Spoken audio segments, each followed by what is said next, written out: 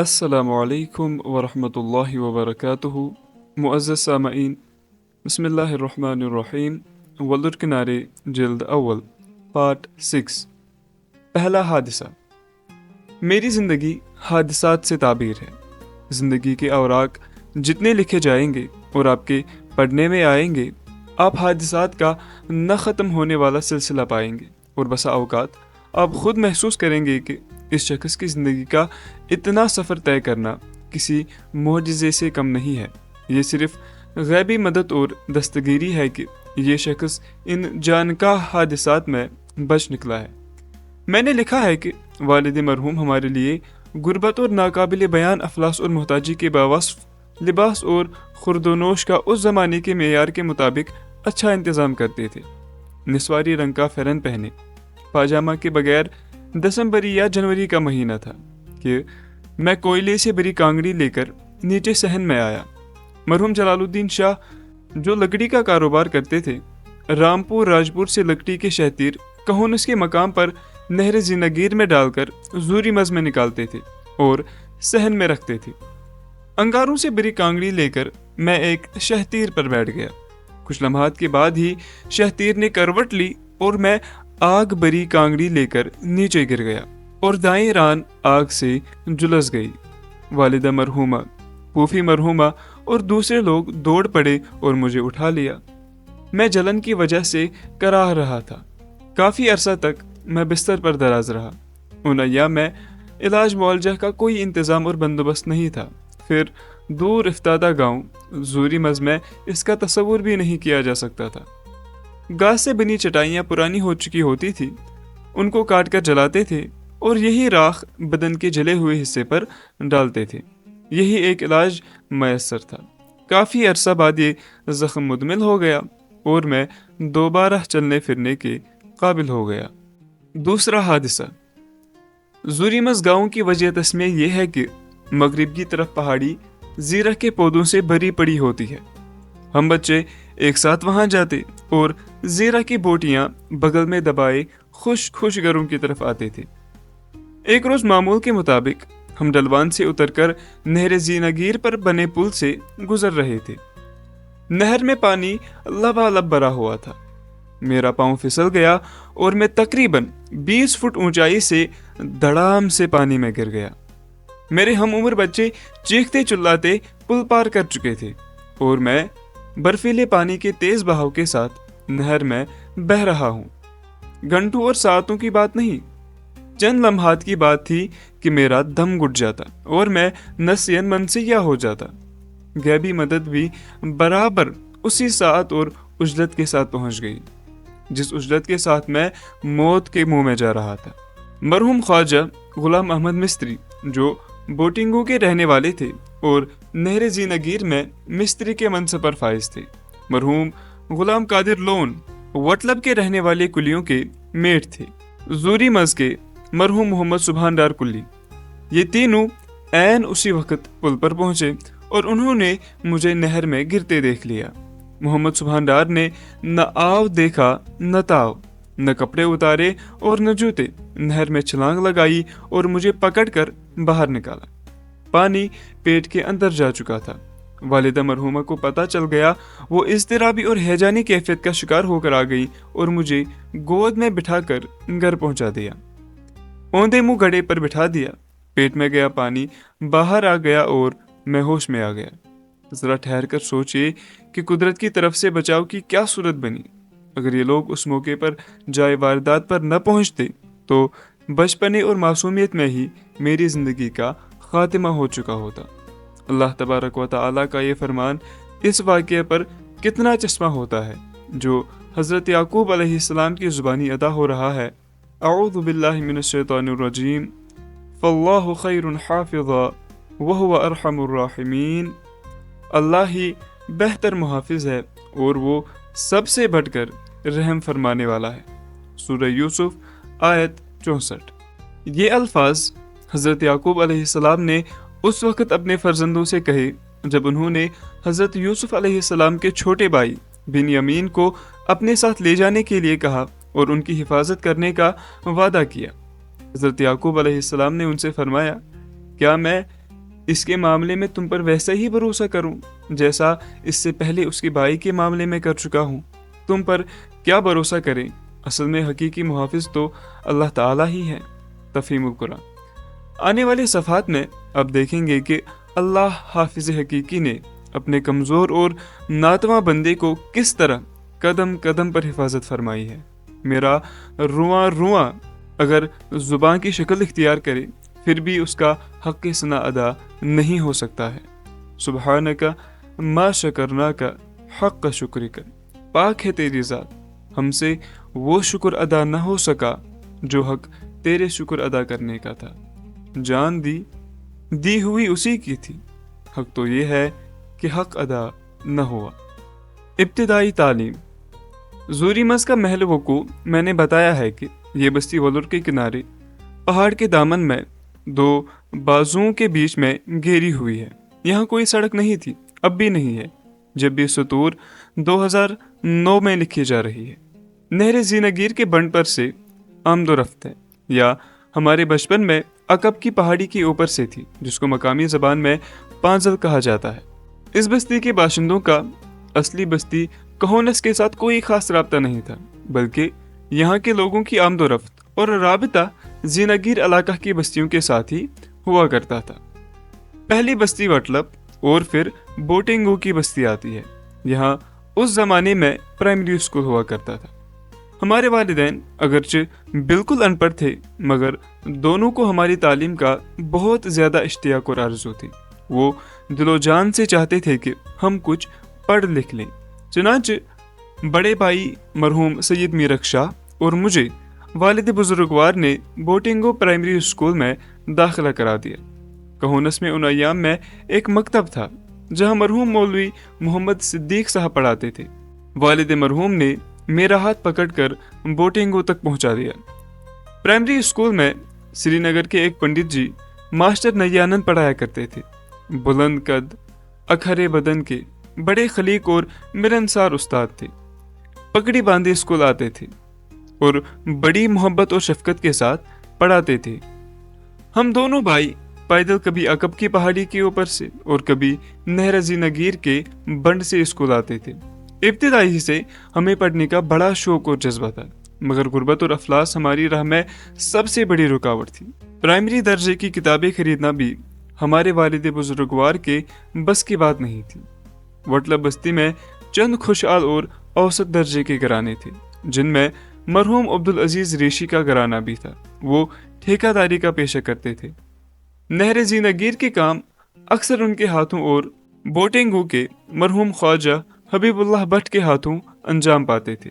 وہ بھی اپنے دور کے مشہور اور معروف ٹھیکے دار تھے۔ مرحوم عبدالعزیز ریشی کے دو لڑکے محمد خلیل ریشی اور علی محمد ریشی مرحوم اسی اسکول میں ہمارے ساتھ زیر تعلیم تھے۔ 5ویں کلاس تک اکثر و بیشتر ان دو بھائیوں کی کتابوں سے ہم ہی استفادہ کرتے تھے۔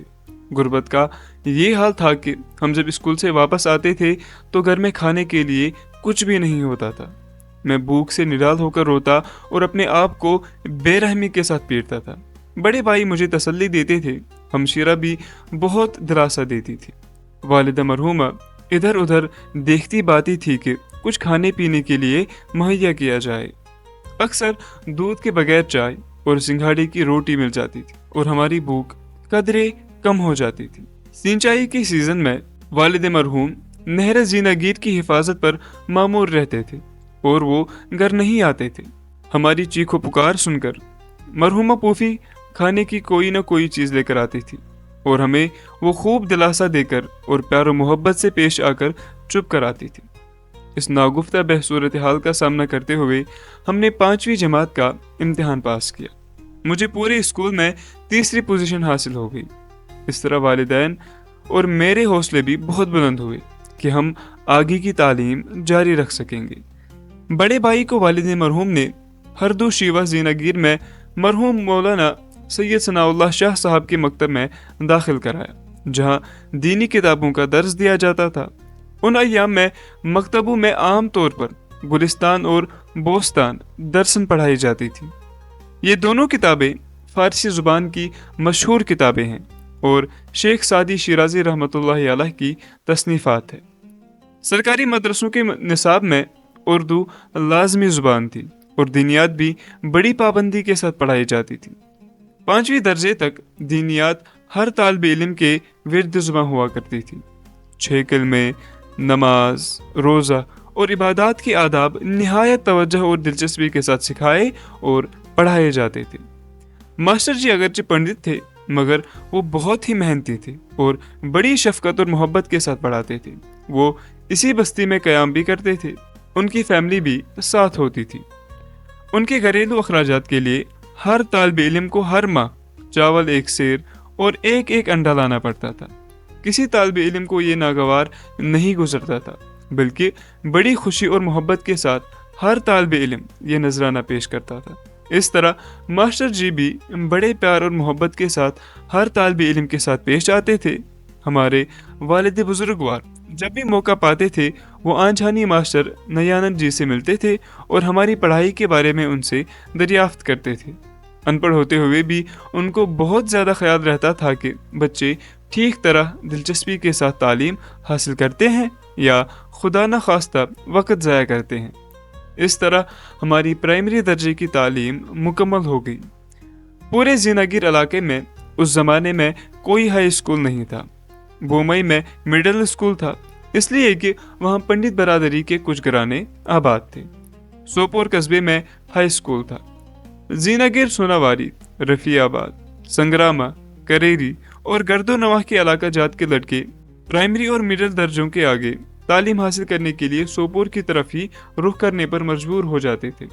ہمارے لیے بھی کوئی متبادل نہ تھا، مگر مشکل یہ تھی کہ زوری مل سے سوپور تک تقریباً 9 میل کی دوری تھی۔ آنے جانے میں 18 میل کا فاصلہ طے کرنا میری عمر کے لڑکے کے لیے ناقابل برداشت بوجھ تھا۔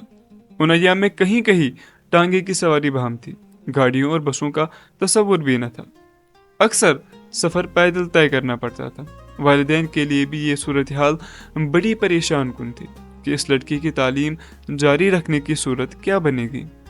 شوق اور جذبہ اپنی انتہاؤں کو چھو رہا تھا، لیکن بے بسی غالب تھی۔ Sopore high school. Botingo primary school سے فارغ ہو کر تعلیم جاری رکھنے کا واحد ذریعہ یہ تھا کہ سوپور ہائی اسکول میں داخلہ لے لیا جائے، مگر زوری مل سے روزانہ سوپور جانا اور واپس آنا 18 میل کا سفر بنتا تھا۔ پرائمری پاس لڑکے کے لیے یہ بہت ہی مشکل اور ناقابل برداشت بوجھ تھا، مگر کوئی اور راستہ اور حل نہیں تھا۔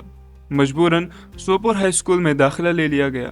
ان ایام میں سوپور ہائی اسکول میں آنجھانی دینا ناتھ فوتیدار ہیڈ ماسٹر تھے، نظم و ضبط اور ڈسپلن کے بہت ہی پابند اور محافظ۔ اساتذہ میں مرحوم غلام رسول پاٹیگر، المعروف قادری ڈورو سوپور، خواجہ حبیب اللہ وانی، نادی ہلبانڈی پورا اور کئی پنڈت بھائی مقامی بھی اور سری نگر کے بھی۔ محترم حبیب اللہ وانی صاحب 6ٹھی جماعت میں ہمارے فارم ماسٹر تھے۔ پرائمری درجے میں 3ری پوزیشن حاصل کرنے کے نتیجے میں مجھے 3 روپیہ ماہوار وظیفہ بھی ملنے لگا۔ اپنی کلاس میں مجھے مانیٹر بھی بنایا گیا۔ تمام اساتذہ نہایت محنت، محبت اور شفقت کے ساتھ پڑھاتے تھے۔ نظم و ضبط کا بہت زیادہ خیال رکھا جاتا تھا۔ طلباء کے دلوں اور ذہنوں میں اساتذہ کا نہ صرف رعب بلکہ احترام اور محبت کا جذبہ بہت غالب رہتا تھا۔ مرحوم ماسٹر غلام رسول کا اتنا احترام اور دبدبہ تھا کہ ان کے سائے سے بھی طلباء ڈرتے تھے۔ آنجھانی فوتیدار طلباء کے ساتھ بڑی شفقت سے پیش آتے تھے۔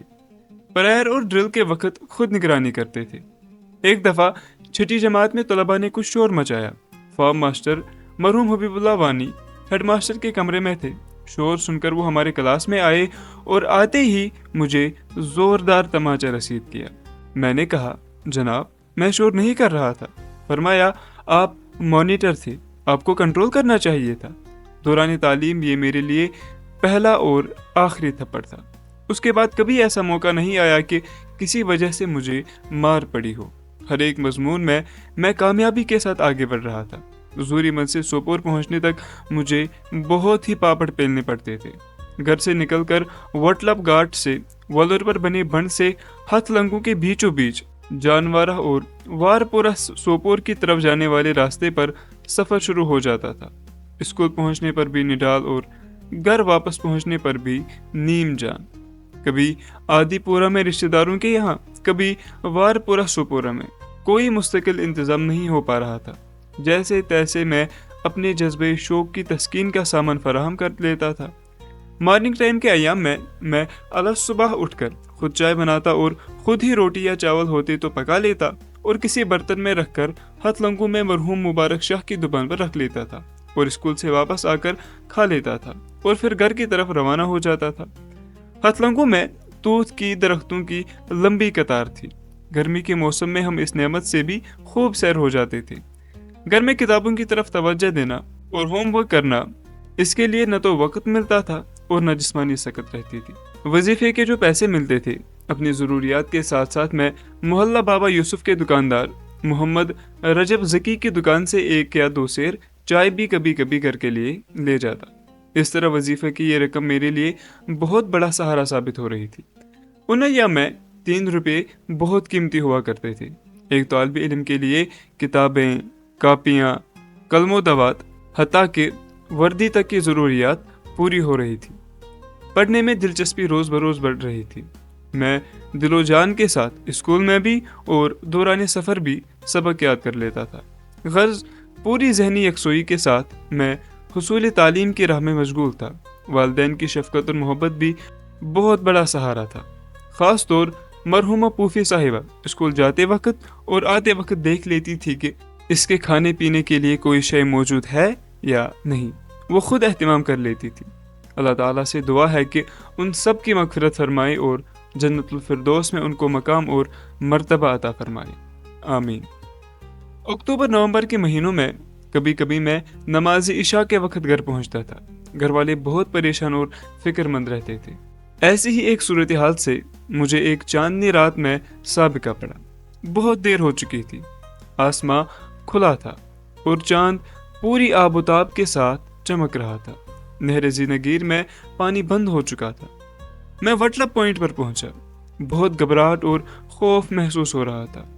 بھوک کا عالم تھا۔ ولر کی خاموشی، نہر کی بے آبی، میری تنہائی، لڑک پن کا زمانہ، معصومیت کی ادائیں۔ اس حال میں نہر کے درمیان میں برق رفتار گھوڑے کی ٹپ ٹپ کی آوازیں۔ کوئی گھوڑا سوار گھوڑے کو سرپٹ دوڑا رہا ہے۔ نہ سوار دیکھنے میں آتا ہے، نہ ہی گھوڑا، مگر دوڑنے کی آواز میرے کانوں کے پردوں سے اس طرح ٹکرا رہی ہے کہ نومبر کی رات کی ٹھنڈک میں بھی پسینے سے شرابور ہو رہا ہوں۔ میں نے آیت الکرسی کا ورد شروع کیا اور تیز تیز اپنے گھر کی طرف قدم بڑھانے لگا۔ یہ تقریباً 0.5 کلومیٹر کا فاصلہ ہے۔ ہمارا گھر نہر زینگیر کے بند کے ساتھ قریب قریب جڑا ہوا ہے۔ بند سے ہمارے گھر کے صحن کی طرف اترائی ہے۔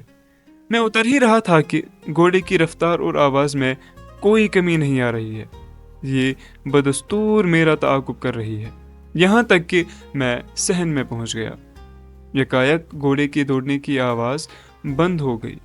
بہت ہی گھبراہٹ اور خوف زدگی کی اس حالت میں گھر میں داخل ہوا۔